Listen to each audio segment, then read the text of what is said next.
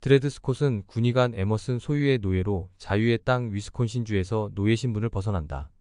에머슨이 죽자 예전에 살던 미주리주 세인트루이스로 돌아오지만 다시 노예 신분이 된다.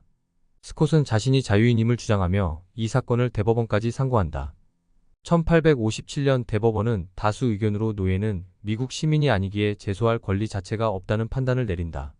게다가 노예는 자산이기에 위스콘신 주법을 적용하는 것은 수정헌법 제5조의 개인 자산 보호 규정에 어긋난다 선고한다. 노예제도를 지지하는 캔자스 네브래스카 법안의 논란 속에 드레드 스콧 판결은 북부인들을 격발시킨다.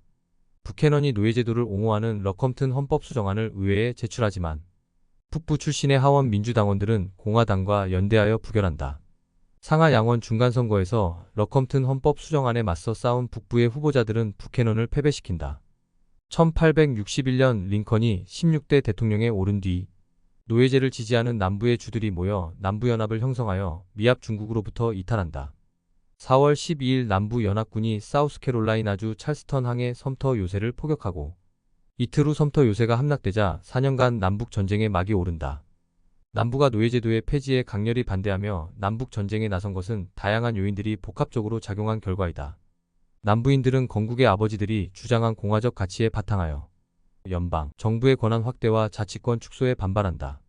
남부인들은 노예 소유를 개인의 자유와 관련된 권리로 여겨 자신의 재산, 즉 노예를 자유롭게 소유하고 관리할 권리가 헌법에 명시되어 있다 여긴다.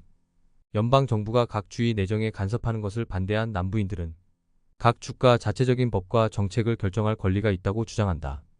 더욱이 대규모 농업에 의존한 남부 경제는 주로 면화, 담배, 설탕과 같은 주요 작물의 생산이 경제의 핵심이기에 노예 노동은 필수적이다.